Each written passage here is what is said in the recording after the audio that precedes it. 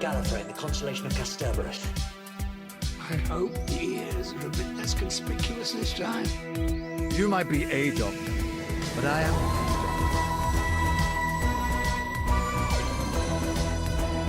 I'm a doctor, but probably not the one who looks good. Absolutely fantastic. All of time and space, everything that ever happened or ever will. Where do you want to start? Hello, everybody, and welcome back to Big on the Inside, a New Who Doctor Who Watch Along podcast. I'm Tim. Once again, no Harry. Now, let me explain. This isn't Harry's fault this week. This was my fault. Last week was Harry's fault because he was selfish. This week, I have prior engagements on a Monday when we do record these podcasts, but Harry isn't available at the time when I'm available. So I've replaced him once again, even though last week, if I recall, I said I hope I never have to do it again. I've had to replace him with Harrison. Hello, Harrison. Don't call it a comeback. He's back, ladies and gentlemen, to do the latest Doctor Who updates on Series 13 with Tim Saxby. Hello, everyone. How are we doing? I'm very good. So I mentioned that we're going to do some Series 13 news. We've got some Christmas news and also some bits and bobs sort of scattered in between. Now, it all really starts with an interview that June Bishop recently did, in which he said that he originally had to turn down the role of Dan, the new companion for Doctor Who Series 13, because it clashed with his tour dates. Now, we'll start with the Christmas news, really, because John Bishop announced that he would stop filming Doctor Who around September time to then go on tour with his stand-up tour, I guess. Which means that Doctor Who would be filming its 8 episodes restricted Series 13 run for 9 months. Now, an average series of Doctor Who with 13 episodes plus a special at the end.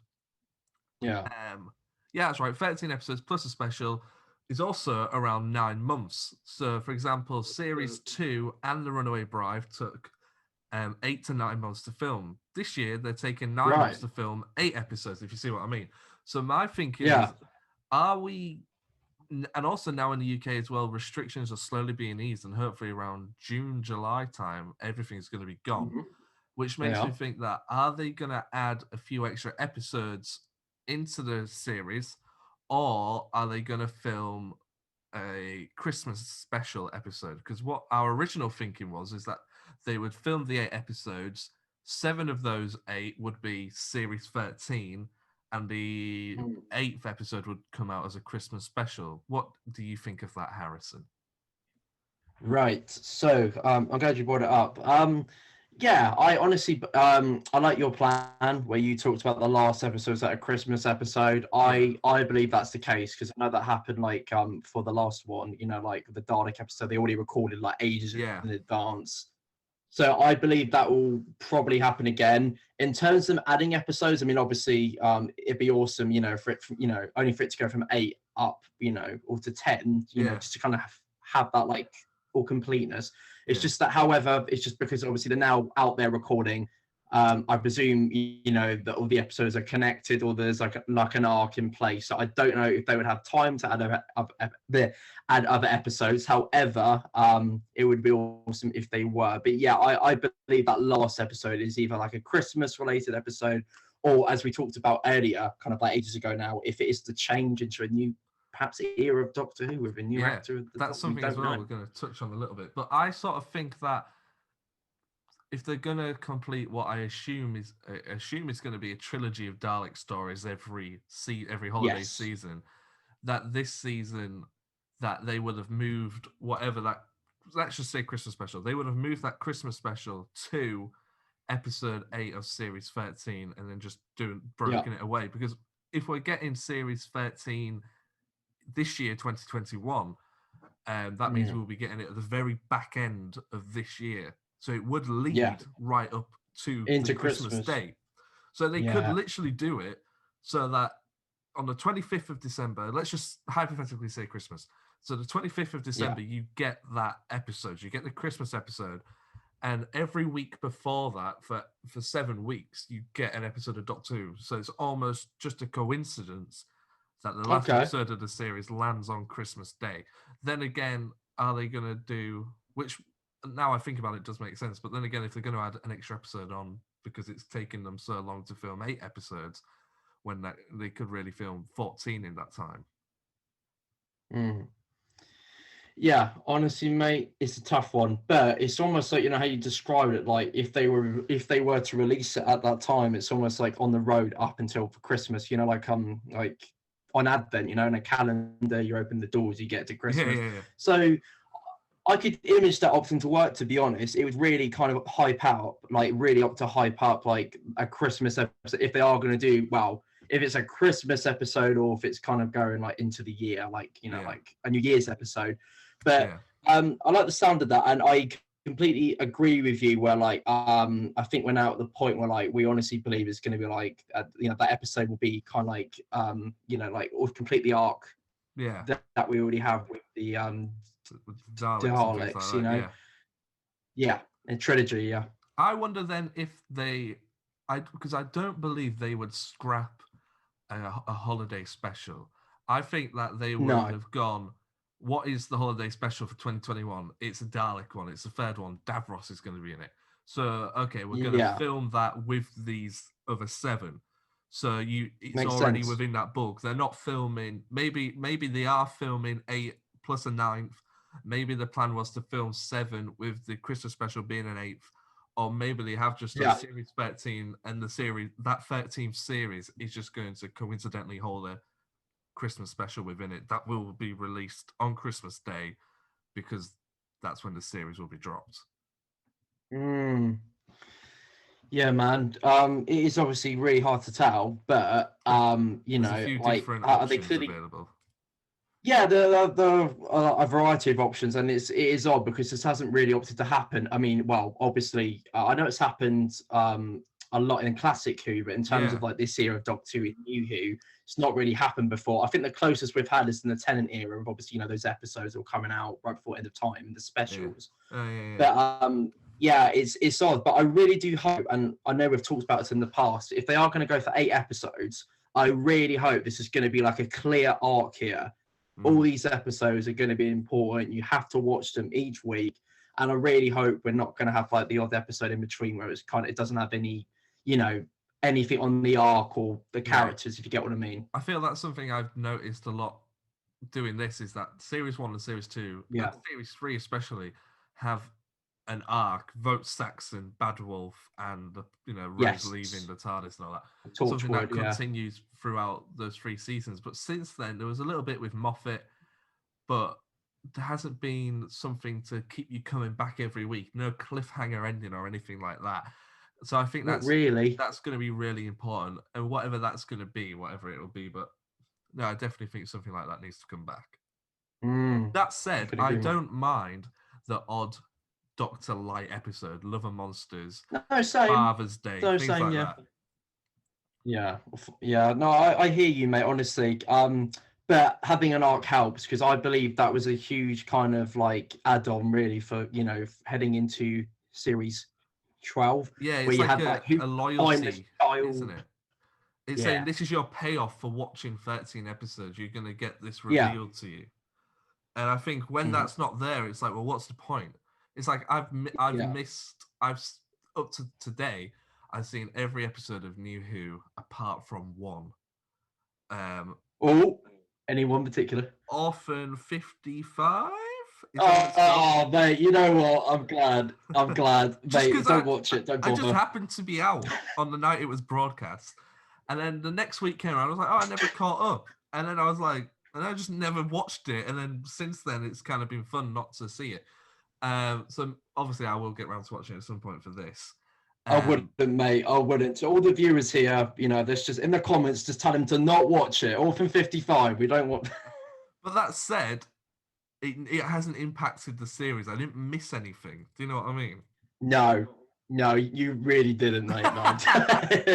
Okay, so moving on. There is also some other Series 13 news that literally came out today.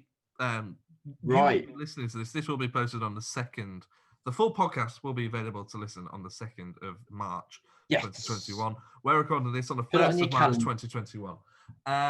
literally released today was not released, sort of leaked accidentally, some set photos from Doctor Who Series 13. Now, they're probably the most exciting set photos we've had so far, mainly because they do actually finally include a look at Jodie Whittaker's Doctor, and she's, from the photos, she's hanging on a green screen on some wires. There seems to be a crew. We know it's a recent photo because all the cast and crew are wearing COVID masks. There seems to be a restricted crew around a big open space, one chair.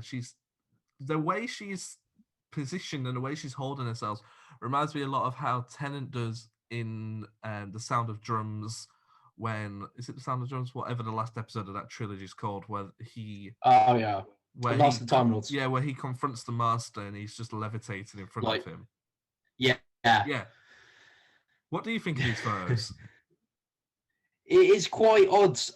It's interesting though. I'm definitely intrigued. It's almost like she's either kind of like talked about. She's like opting to hover in the air, or she's just having to fly about, like she's flying or something. Or she's collapsing, from out of a place. Like in a early, she came up the TARDIS in her earliest episode. Well, but it's confusing. Go on, sorry, Harris. Yeah, no, that's all right. It is really hard to tell because obviously we don't kind of have any kind of huge indication to what's happening, but it's awesome to kind of have like a clear image of the crew and what's actually happening behind the camera rather than like, oh, there's an angel there, the angels are in, you know what I mean? It's like, it's a change up, There's a lot of different photos. There's 3 different photos and a lot of different angles in each photo. Okay, so one of the angles is a close-up of Jodie. And I'm zooming in now. Yeah. There isn't a smile on her face. It's almost a relief, a sadness. From what I'm getting from it, I'm getting grief, sadness. It doesn't seem to be in a happy scene, a scene that is particularly filled with much joy. Another shot from a monitor is a shot from above. We can see she seems to be on the ground on the photo. Yeah. That doesn't mean to say, because she's got the harnesses on above her, that she will be hoisted up into the air eventually. So we're getting a few different shots of this.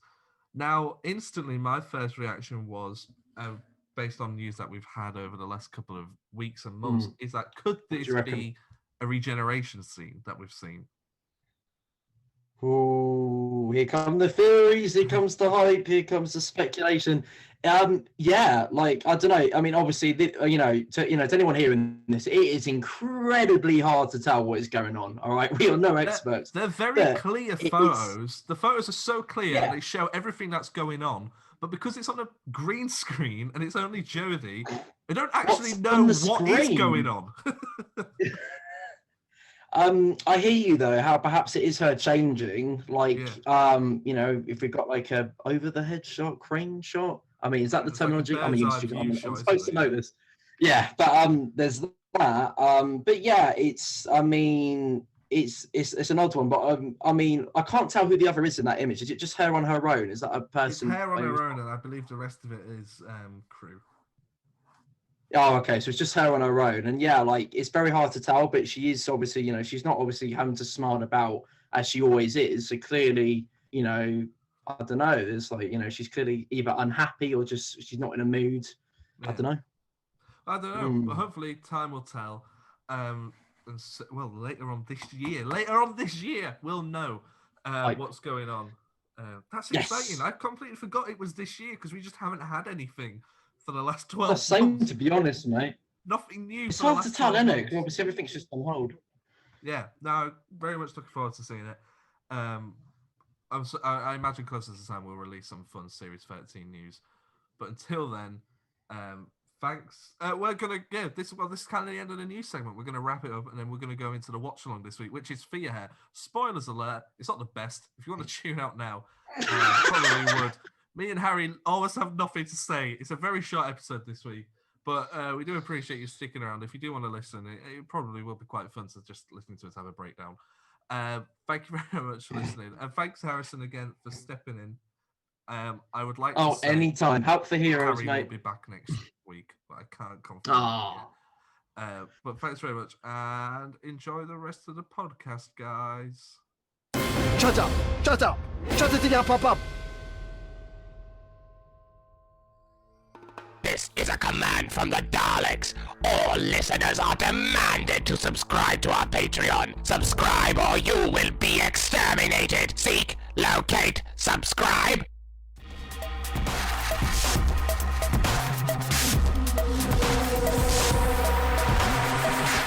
What's the point in having you all? Oh, good news. Always good news. Unless it was bad news, then it was bad news. Ooh, boo, bad news. Or maybe it was neutral news where we just don't know how to react, which is kind of how I feel about that news. Ah, well, that really important news we just talked about. It was incredibly important. Nothing's more important than Doctor Who news, okay? Nothing going on in the world is more important than the future of Doctor Who. But you don't feel, you just feel so neutral about it anyway. Well, no, it's just such shocking Doctor Who news that I'm numbed by it. Oh, okay. We're back for the watch along, and we're doing Doctor Who Series 2, Episode 11, which is called what, Harry? That sounds right. Fear Her by Matthew Graham. Has he done anything else for Doctor Who? Because his name appeared and I did not recognise it. Yeah, I didn't recognise it. This is definitely, if he has done work since, this is definitely his first New Who episode. Having a quick look online. Matthew Graham, TARDIS fandom, TARDIS wiki. The best source of information. The best one is Wikipedia. That's amazing. Whoever came up with that is a genius. Oh yeah. Why don't all like wikis have fun names like that? Matthew Graham wrote the Doctor Who episode Fear Her and the two-parter The Rebel Flesh / The Almost People. Graham is best known for the co-creator of the series Life on Mars, which starred John Sim. You like Life on Mars, don't you? It is, and its sequel, Ashes to Ashes, Funk to Funky, good old Major Tom's a junkie. He is also noted. He has also noted that the main character from Life on Mars, Sam Taylor, was named after Rose Tyler. Wow, that's interesting. I need to watch Life on Mars. Oh, it's so good. I haven't even finished it. I've seen all of Series 1, and I think I have like the majority of Season 2 left, but I've just never got back into it. But I loved it. It was so good. I've seen kind of like the first part of the first episode. It looks really intriguing. I just kind of wish I'd. Well, when he like wakes up in the is it the 80s? He wakes up in. He wakes up in, I think might be the late 70s, 75. Right. I think it is. Okay. Can I find out? Because we'll only get people emailing us. Not that anyone does. 1973. Cool. Eventually, we're gonna get like shows that where people go back in time, but they go back in time to like 2005 or something. If someone's driving along listening to "Hit Me, Baby" one more time. That's gonna be the. And then they get hit in the head by a drone. Doctor Who. I don't know whether I love it or I hate it. Anyway. Fear Her. This episode suffers from the Back to the Future paradox, doesn't it? As in, it's an episode set once in the future, but is now quite far away in the past. Yeah, it's set during the London 2012 Olympics, isn't it? It's set further in the past than it was in the future when the episode first aired. So you're right. Yeah, because it was 2006. 6 years, 6 years before the Olympics. And watching it now, it's been coming up to 9 years since the London Olympics. Yeah, so that's weird. That's weird. I mean, to be fair, I feel like with a couple of exceptions, it kind of does manage to feel like 2012 quite well to me. There's no one going around on hoverboards and calling people chicken and Donald Trump lookalikes. Yeah, they just kind of picked like a modern housing estate, which was a smart move. Yeah. And the clothing, most of it, some of the kids, what they're wearing is a bit 2006, but for the most part, yeah. But then again, they are quite young kids. I guess at that age, you're still having your parents buy your clothes for you. So they're just going to Georgia Asda, aren't they? That's what my mum was saying. Yeah, but I feel like George and Asda were selling clothes like that. in 2012. I want to know if that's more just generic clothing that they have to have because they can't have people wearing like super dry. Maybe, yeah. I also noticed, obviously, they had to kind of predict what the London 2012 kind of logo and torch and stadium would look like. Yes. And it was pretty safe. Although it's funny because I remember when the original London 2012 logo was kind of shown off, lots of people weren't fans of it and probably would have preferred something like what's in this episode. What is it in this episode? Does it just say London 2012, then the Olympics logo underneath? Yeah, and I think there's like these like streamers, like the streamers are the colours of the Olympic rings kind of going around, but it's a quite standard London 2012 logo. I actually quite like what the actual logo is. Because it was like a really funky 2012, wasn't it? But a lot of people said it looked like a man running. And then wasn't there the two mascots as well that came out at the same time that were meant to represent parts of the logo? And they were like different colours, and then they had their own Haribo sweets as well. I remember that. Oh my god, that takes me back. That takes me back. Yeah. This episode has a really good cast. I really like Doctor Who, where you have characters who you've sort of forgotten about, but when you revisit the episode, you go, "Oh, this has got that that council worker in it." Yeah, it's got Cal. Is that his name? I think so. Yeah, Cal from the council. That's great. He's such a great character. Yeah, it is Cal. Yeah, Cal. Yeah. The scene where he goes, That's a council van. You're taking a council axe from a council van. You're digging up a council road. I'm reporting you to the council. He's really great in this episode. I wish more Doctor Who episodes had just funny, real life people in the episode. Like Trish is a really good character, played by now pretty famous Nina Sosian. I don't know how to pronounce her last name. I probably butchered it. But she's been in loads of stuff since then. But whenever I see her, I always recognise her from this episode of Doctor Who. Who did she play? She was Trish, the mum. Oh, the mum. Okay, I wasn't sure if it was the mum or the little girl. Yeah. No, Chloe, the little girl, she's great as well. I don't think she's done much since, but this is a really good cast in this episode, I feel. What were you... Sorry, go on. I wish that kind of... Obviously, early on in the episode, we see kind of a lot of different neighbours who live on that street, but kind of once you get to kind of the midpoint, a lot of them, other than Cal, kind of disappear. Yeah. I don't know, maybe nice to have kind of seen their reactions to stuff that was happening throughout the episode. Yeah. The actual cold opening has Chloe singing a creepy nursery rhyme through a window. Why do you think nursery rhymes are creepy? Because they did it in the Age of Ultron trailer. Do you remember where they had Ultron singing a song from Pinocchio? Yeah. I guess it's just that subversion of expectations, isn't it?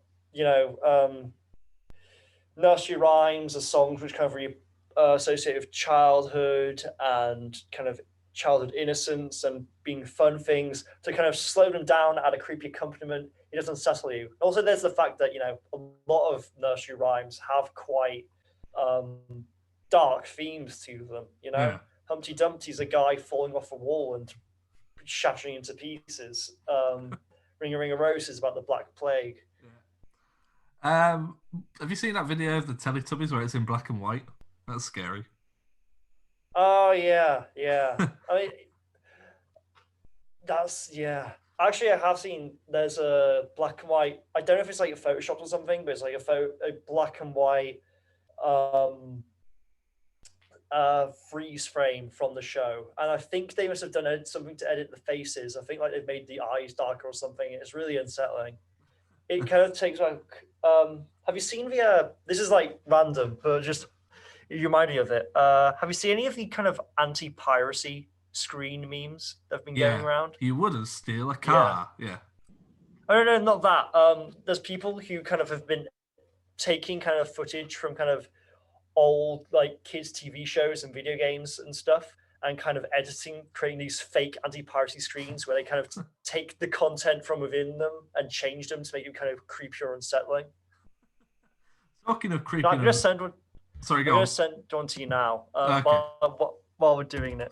Actually, no, we still break the flow of the episode, won't it? Talking of creepy and unsettling things, the old woman, how does she know that something's wrong. She has that sixth sense, doesn't she? Yeah, she has that old woman intuition.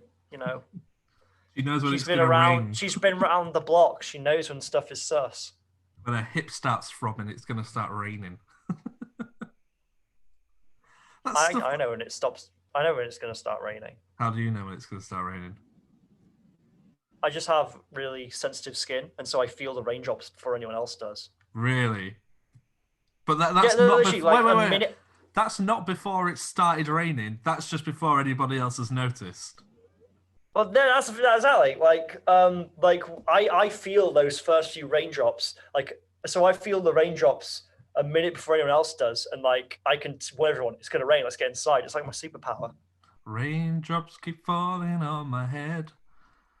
Do do do do do. Some of the lyrics go here, and the rest go here.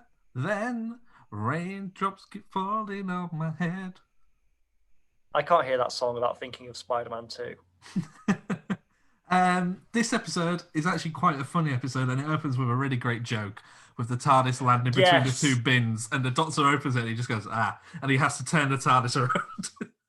That was great. That's some great acting from David Tennant, where kind of, because his only lines in that is to say twice. Yeah. And like, the opposite was like, Yeah. And then you see the TARDIS fade away, reappear, and he's like, Yeah. I wonder how there must have been a bit where they were setting that scene up. I was thinking, how did they film that? Because they must have had to have built, because the TARDIS doesn't arrive on set as the TARDIS. They have to construct it. They have to lower it down with like a crane, right? Well, sometimes they construct it on set. So what I'm thinking is they must have like set the base up of the TARDIS, right? So the floor of it, and then stood David Tennant on the floor, and then built the rest of the TARDIS around David Tennant with him in it, and then go action so he can open the door and go, and then go cut, dismantle it, take David Tennant out of it, because he can't get out through the doors because there's no room, and then spin it all around, put the doors back on and put Billy and David back in and do the whole scene again. All for one joke. It's so much work. It's worth it, though. It's totally worth it. It's great. Something that I also found unsettling in this episode is the fact David Tennant isn't wearing a tie. Yeah, I knew there was something off about his costume, but it wasn't until halfway through. I was like, "Oh, he's on a tie. He's got his shirt buttoned open." Yeah, and you can see his chest, and it's weird because he's so iconic with the brown tie and the white floral pattern on it. To suddenly just see him with his shirt open and sort of like a t-shirty sort of thing underneath. I mean, that's the thing. Like, we kind of always think of like the 10th Doctor as having kind of the exact same kind of suit and tie and shirt combo every time, but really they do a lot of variations, a lot of very small variations in each episode. Yeah, and especially when we get to series 3 where he's now in a blue suit. But that's kind of something that kind of permeates throughout all the New Who Doctors, isn't it? They never stick to just one costume. Like, there's like kind of a base costume and they make all kinds of little tweaks. Yeah, definitely, yeah. There's a scene, as something that stood out to me that I don't think I'd noticed before, because I probably haven't watched this episode in about 3 or 4 years, is when that mini breaks down at the start of the episode and they have to push it to get it started. The guy who's driving the car and breaks down, he gets out of the car to push it, and then it starts without him in it. But when we had to push start my car that time, me, you, and Matt, I had to be in the car because I had to start the car. Yeah, you had to be the one who kind of started the engine. Yeah. Yeah. So how the hell did this car start with nobody in it?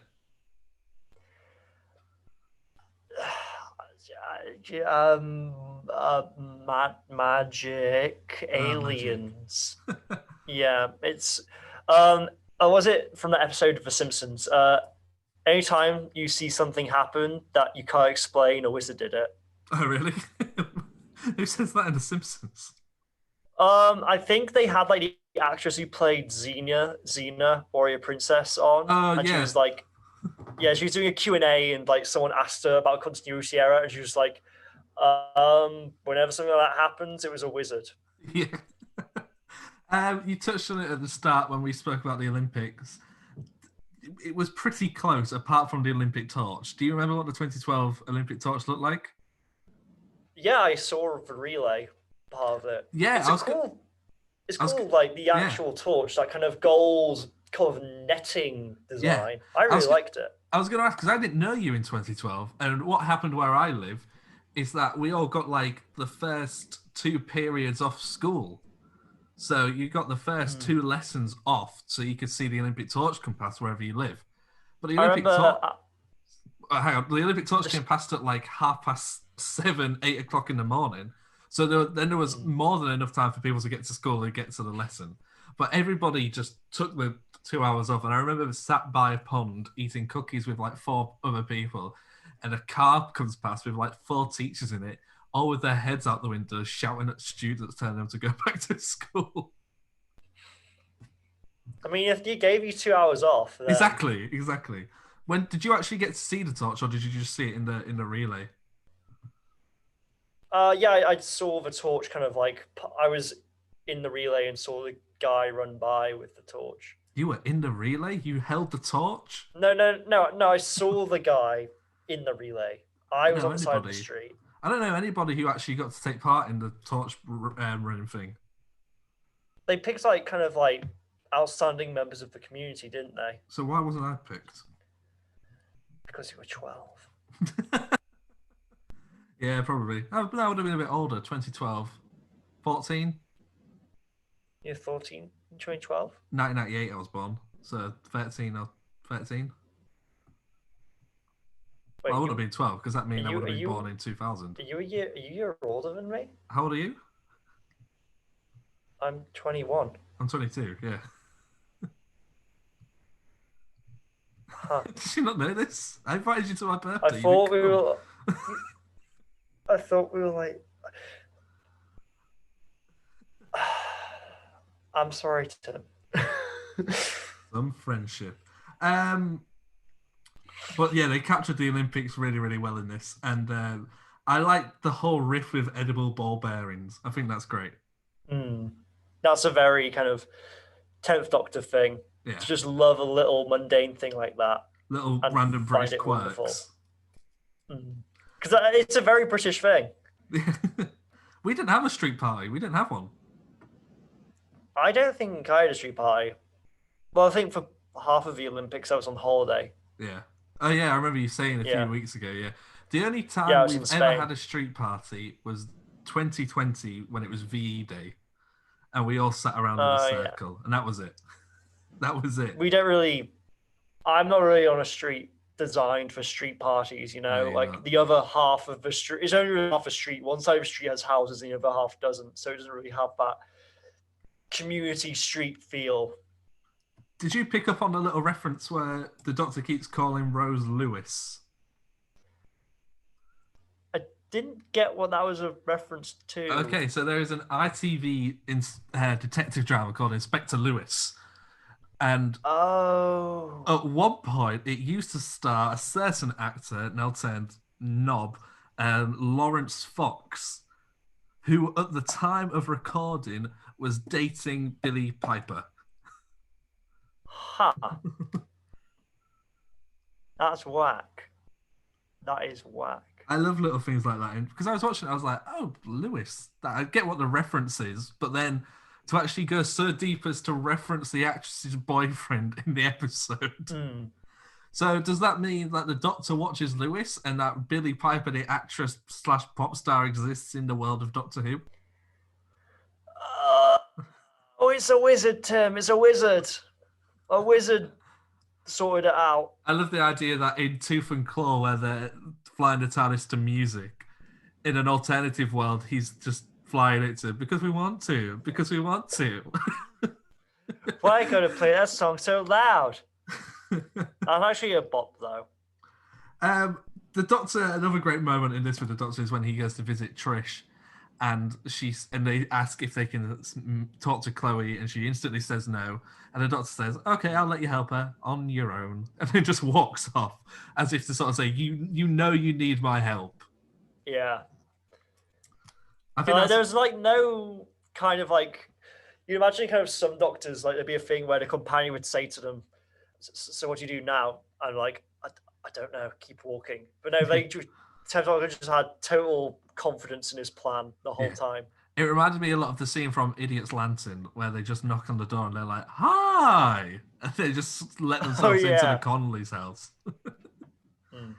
They also something I've noticed about the 10th Doctor is that he knows instantly, maybe not so much with, definitely not with Eccleston, as I'll call a reference in a minute. The 10th Doctor knows something is going on straight away. Wherever he arrives, he very quickly picks up on what's wrong. Maybe not so much the 9th Doctor. When he arrives in World War II, he asks if there's been any big bangs recently, and everyone laughs at him because obviously he's in World War II and bombs were being dropped all the time. And I think a little bit with the 11th Doctor as well in his early days. But the 10th Doctor, just from the ball, instantly knows what's going on. Yeah, that. I haven't thought of that. Yeah, kind of wherever the 9th Doctor goes, he was always much more kind of focused on kind of enjoying whatever the place he was at had to offer. Whereas, yeah, the 10th Doctor is always much more on it. Do you feel? I feel also like the 9th Doctor is traveling more for adventure, whereas the 10th Doctor is traveling just to solve problems. Do you think so? Do you think he goes places with the intention of helping people? I think so, because the 9th Doctor was always, like we spoke about it a lot, was that if he just didn't turn up, nothing would have gone wrong. Everything would have been fine. One person might have died at the worst, but like no buildings would have exploded and everything would have been fine. But with the 10th Doctor, it's like something's already sort of wrong, and it's just lucky that he's turned up and he's now going to fix this problem. Yeah, I guess in that sense, they've kind of made, using the 10th Doctor, they've made the Doctor into a much more kind of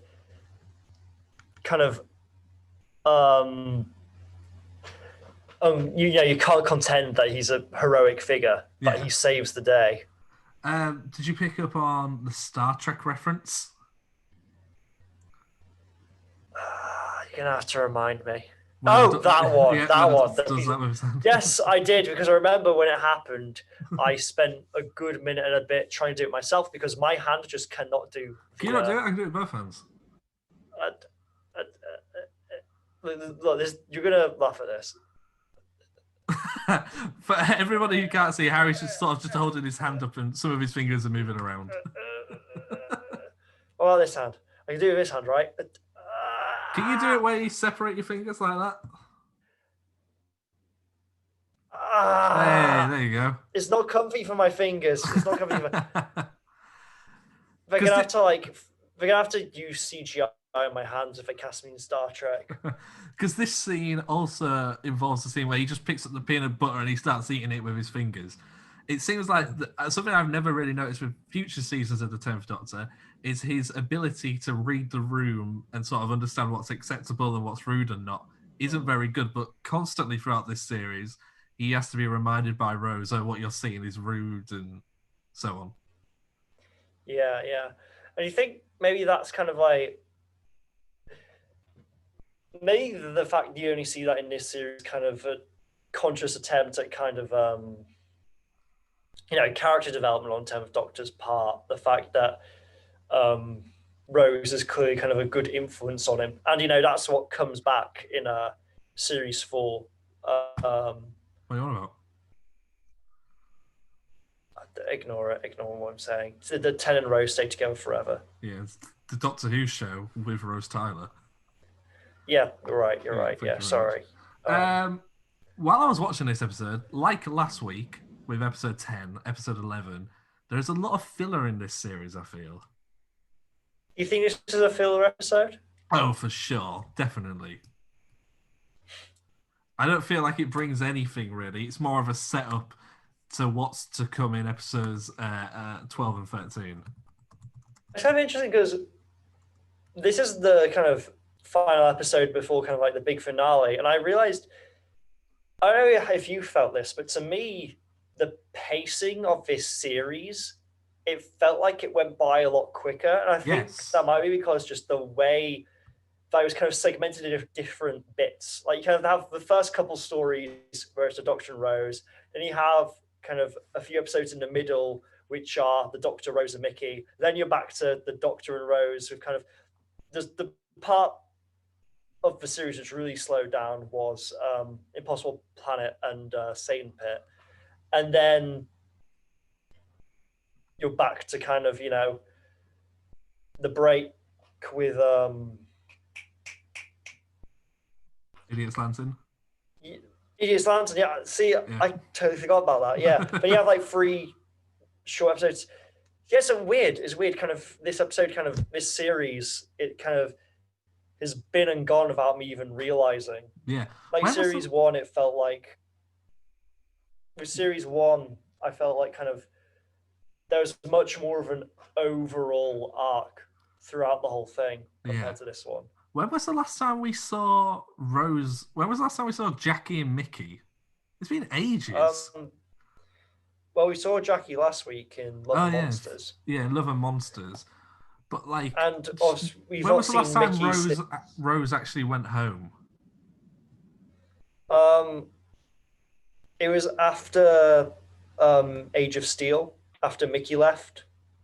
Oh yeah, she goes home, doesn't she? At the end of that, and she goes to like hug Jackie. Yeah. And then she goes away again to the Atlantis Impossible Planet, Satan's Pit, and then we see Jackie in Love and Monsters, but we don't see them together. Yeah. Okay. Yeah. It just seems ages, obviously, because Mickey's no longer here. It seems ages ago since we last saw. But there's like kind of a lot happened, kind of character-wise, in kind of the first half of this series. When coming to the second half, it's been a lot more kind of like individual bits. The Doctor reveals that he was a dad once. How did you feel about that? I mean, obviously, it's nothing new to Doctor Who lore. We obviously know he was a dad once because he has a granddaughter, Susan. I imagine, if you're a kid watching this and didn't know anything about previous Doctor Who lore or canon, that would be quite a startling revelation for him to just kind of mention and move on from. I think it probably was. And it's a weird one to hear because kind of looking at the Doctor in New Who, especially because he's played by someone as young as David Tennant, for him to say something I was a dad once is a bit disconcerting. Yeah. Just for a side note, this still isn't the episode where I joined Doctor Who. I'm still not watching the show yet. Did you one of the 2 series finale episodes? I'm not telling you. I might not even have joined in series 2. Whack. That's whack. I'm not going to tell you. I'll tell you when we get to the time where it's acceptable to tell you, but I'm not going to spoil it in advance because you started with New Earth, am I right? New Earth, that's right. Yeah. So you've been watching Doctor Who a lot longer than me by at least. Yeah, I remember all these episodes. I remember seeing Fear Her when it came out, and I remember finding people being trapped in pictures. Pretty spooky. Ooh, scary. Another episode. This is another episode where the Doctor and Rose get separated. Seems to be an ongoing theme throughout the series. At least we know it doesn't come so much. They're together forever. Together in electric dreams. Do. We'll always be together, however far it seems. Been a lot of singing this week. Yeah. Is it me or are we just like avoiding talking about Fear Her? Okay, what was your thoughts on Fear Her? I didn't ask at the top, I realised. What did you think of it? I think it's the weakest episode of this series. Really? No. Do you not? No.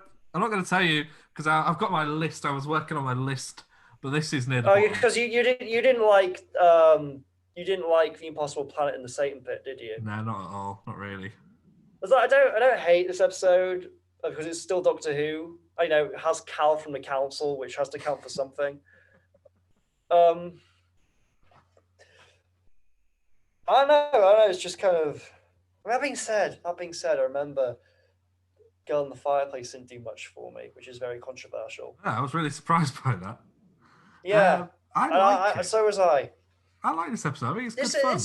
It's a fine episode. Yeah, I feel like it's a very standard episode. I feel like there's not much. I forgot this episode was in between Love and Monsters and the finale. Mm.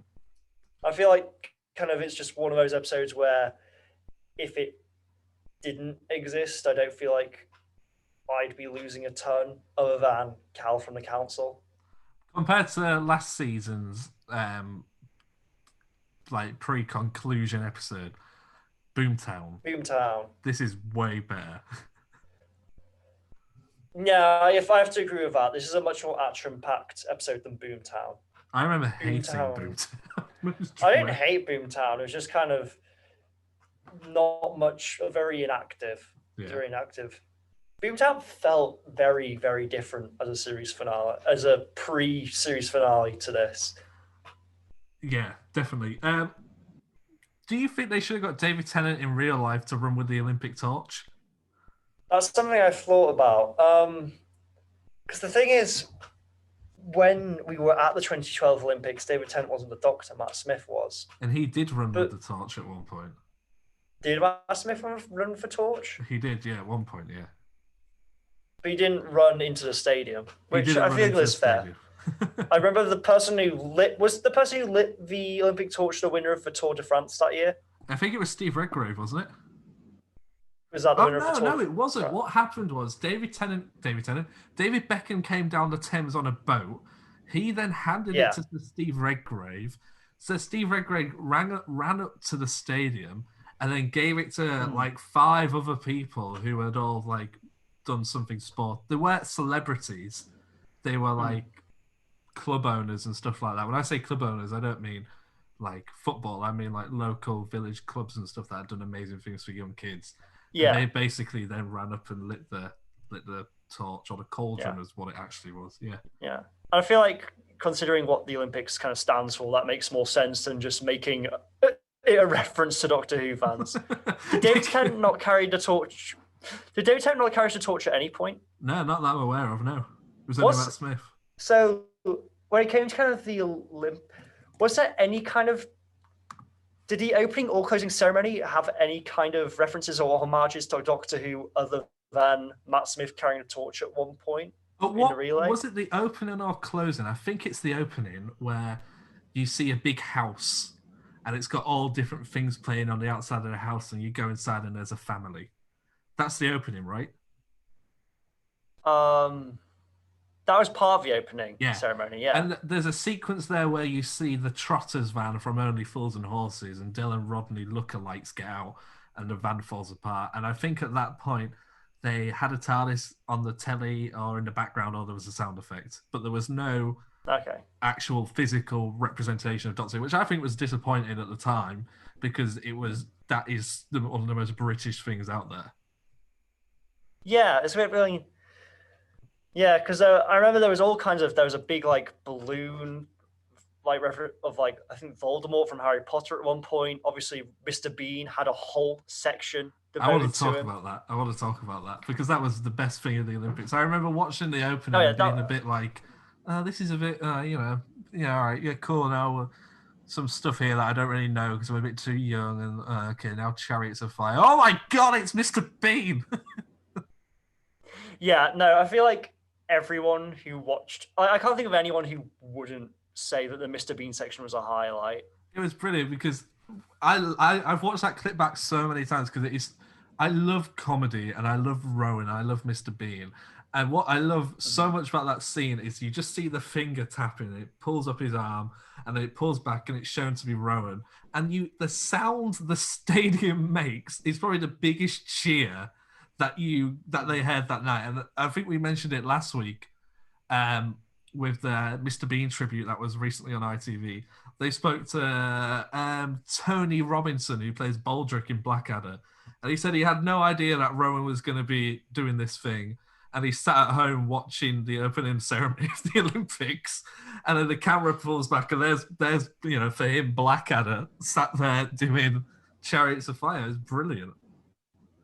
Yeah, I feel like the two big highlights for me in the opening ceremony were that and the Queen meeting James Bond. Oh, that's great. That's great. I was quite surprised Danny Boyle didn't include any Doctor Who stuff. I feel like he would.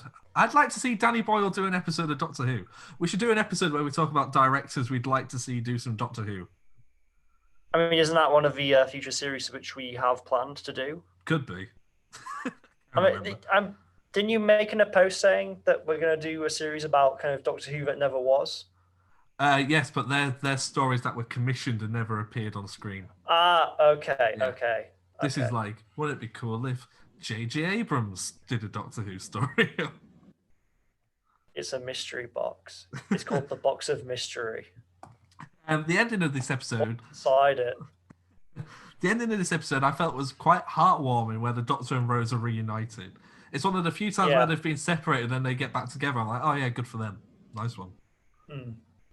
Yeah, and then they have kind of the ominous ending where they're looking up and Rose is like, oh, we're always going to be together, aren't we, Doctor? And the Doctor doesn't really answer because he's having one of his intense moments. Nobody's like that in real life, are there? Nobody just goes intense for no reason. A storm's coming. I don't know. I feel like there must be at least one person who's that weirdly intense. If the Doctor's an alien, you have to remember. He is. Do you have anything else you want to say about Love and Monsters? This isn't Love and Monsters. This is about Fear. This is what I was talking about. This is a bit of a forgetful episode, isn't it, Tim? Just a bit. I mean, it's a fine episode. Just you forget about bits. Yeah. Anything else? Like we've barely even talked about what the actual episode is about a little girl who draws people and traps them in pictures. We've barely touched on that. There's nothing to talk about. I mean, I remember finding that really creepy. I remember getting really creeped out when she was drawing the world on a wall. I was like, oh no, everyone's gonna be trapped on her wall. Did you pause the DVD because you thought you were gonna be trapped as well? You're like, no, I've got to stop her. DVD. No, Tim, I watched it live. Oh yeah, sorry. Yeah, like a real Doctor Who fan. Where were you, Tim? Oh, you didn't like Doctor Who yet, did you? Nope. Anything else? You know how going back to the relay, how the 10th Doctor just picks up from the guy who collapsed? He would have guns on him instantly if that was real life. I'm just, it's the UK, so maybe not guns, but I'm just worried, the guy who collapsed, was he okay at the end? I think because they said he was struck by lightning or something. Well, no, what happened was he's the one holding it when the little pod thing lands back in the Olympic torch and it knocks him over. Yeah, a little bit. So I think maybe a wizard did it. Oh, right. I mean, the thing is, I remember when it first came out, when he collapses, the commentator says, the Olympic dream is dead. When I was a kid, I just heard that. He was saying that, do you remember? I remember mishearing that as a kid and hearing him saying, he's dead. So when I saw it as a kid, I thought that guy was dead. I found it really weird when the Doctor picked up and then everyone just started cheering. Oh my God, that man's dead. Hooray, the Doctor's here. It's literally, that Jeremy Clarkson meme. Oh no. Anyway, yeah.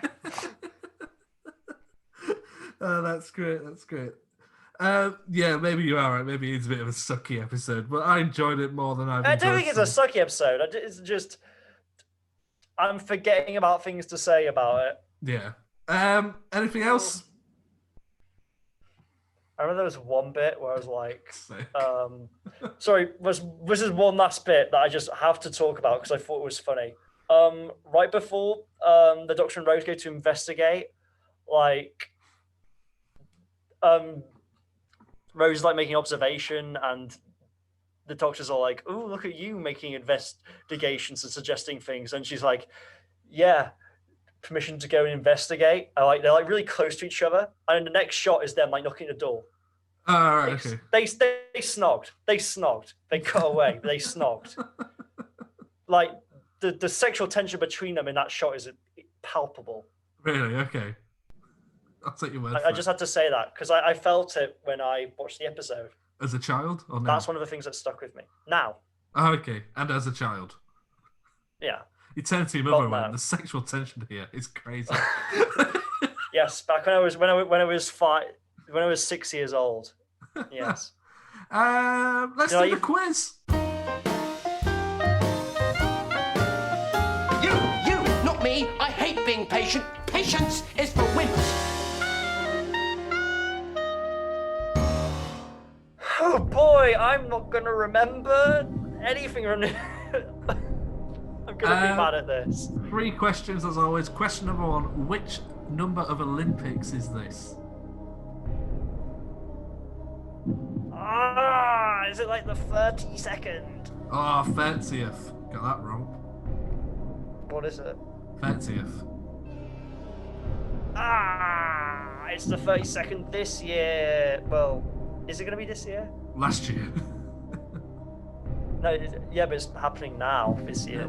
If it happens 2021, does that mean we go 4 years from now or 3 years from now? I think 3 years. Yeah. Yeah.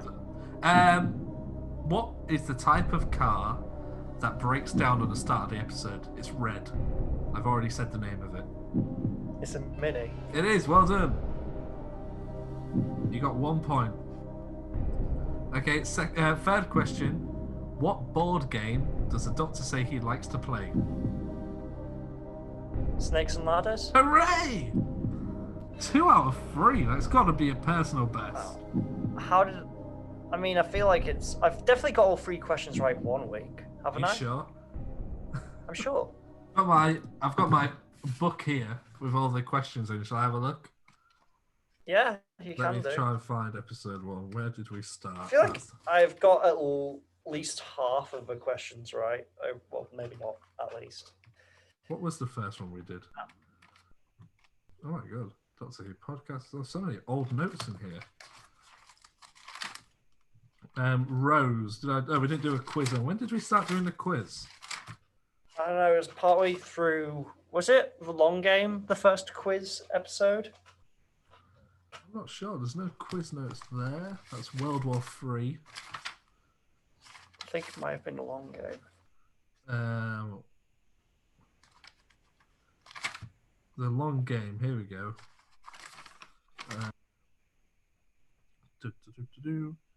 This doesn't seem to You're on be... the inside. They're checking notes from previous installments podcast. There's nothing there. Father's Day. Figure on the inside. I think it was Father's we tried Day. to remember theatre. Oh, cool, Father's Day. Father's Day, you got Yeah, 1 we out definitely of did 3. on Father's Day.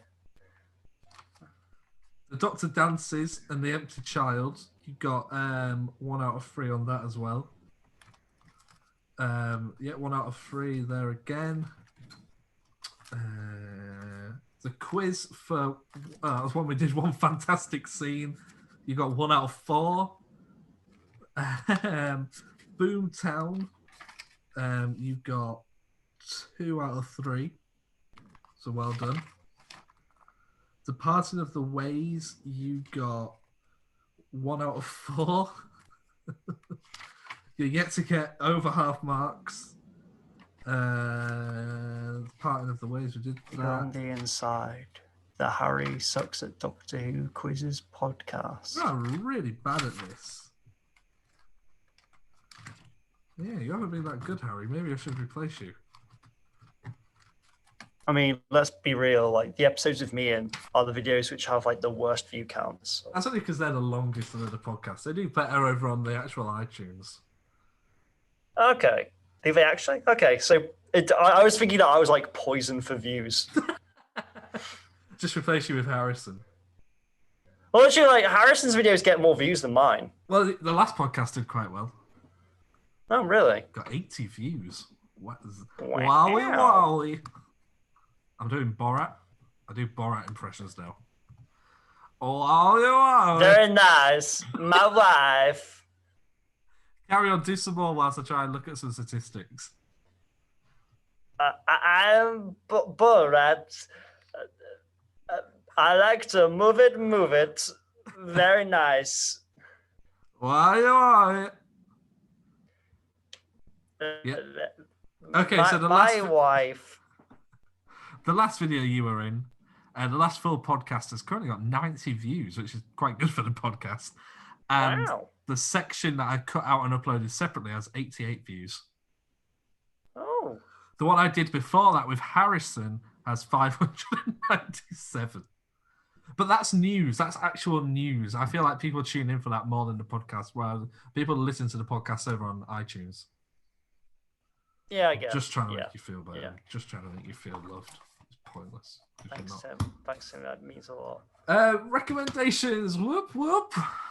Before I go, I just want to tell you you were fantastic. I'm gonna go first. Oh dear me. Not have one either, Tim. I want to recommend collecting vinyl records. I've started doing it. I bought a vinyl record player after Christmas, and I've got a few vinyl records. Oh, that's cool. What have you got? I've got Hunky Dory by David Bowie featuring Life on Mars. I've got Train Spotting. I've got Huey Lewis and the News 4, their most accomplished album yet. It's really hip to be square, as Patrick Bateman says. I have the release of Power of Love from Back to the Future and a load of like classic Hollywood singles. That's cool. My brother has been collecting vinyls for a while. He has, I think he has, is it the Rise and Fall of Ziggy Stardust, the one that has Starman on it? Yeah. He has that one. He has both What's the Story, Morning Glory, and Definitely Maybe by Oasis. I think those are the deluxe editions. Those sound great on vinyl. Really good quality. So you're has the best recommending of Queen. Are you recommending your brother's vinyl? The best of Queen. Yes. Is that, we even mentioned that last week. The best of Queen has been mentioned twice in a row. Isn't there a poster in Fear Her which is like the best of Shane Ward? Really? Yeah, like when they first go to 2012, like there's a poster advertising the best of Shane Ward, which I guess had he like won X Factor the year before or something? I think he has, yeah. I've just googled the best of Shane Warne, and that's a cricketer. Ward, W-A-R-D. Yeah. Is that his name? The best of Shane. I think so, yeah. The best of Shane Warne. I don't know. Where do they see it? Is it in Chloe's bedroom? It's like literally like on one of the containers next to the TARDIS when they land. Oh, is it like a tour or something? I don't know if it's a tour or like an album release or Let me have a something. look. Or I think it was like called Shane Ward, The Greatest Hits or something like that. I'm just having a quick look. Here we go. Doctor Fear. At least it's right near the start, so I don't have to skip along that far. Whilst I look for this, why don't you tell us your thoughts on the young actress who played Chloe?